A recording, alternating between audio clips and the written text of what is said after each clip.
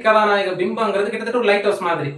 Light house பார்த்தீங்கன்னா, இந்த கலங்கரை விளக்கம்னு சொல்லுவாங்கல்ல, இருள் நிறைந்த கடலுக்குள்ள வெளிச்சத்த சொழட்டி சொழட்டி அடிச்சுட்டே இருக்கும்.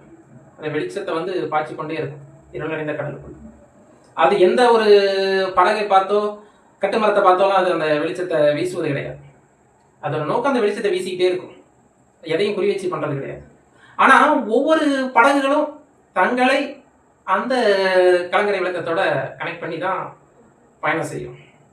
அது மாதிரி இருள் நிறைந்த, துயர் நிறைந்த வாழ்க்கையில தத்தளித்துக் கொண்டிருக்க மக்கள் தங்கள் துயர் நிறைந்த வாழ்க்கைய திரை கதாநாயகன் வந்து திரையில பிரதிபலிக்கிறத பார்த்து தங்களை வந்து அவங்க கனெக்ட் பண்ணிக்கிறாங்க. அந்த கதாநாயகனோட.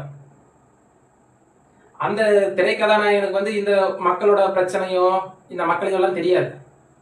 ஆனா இந்த மக்கள் தங்களது பிரச்சனைகள் மூலமாக அந்த பிரச்சனைகளை அடிப்படையாக கொண்ட கதைகளை அவன் நடிக்கிறான் இல்லையா சினிமால, அதன் மூலமாக தங்களை வந்து அந்த கதாநாயகனோட கனெக்ட் பண்ணிக்கிறாங்கன்னு வச்சுக்கோங்க. ரொம்ப இதுதான் பேசிக்கான ஒரு அடிப்படையான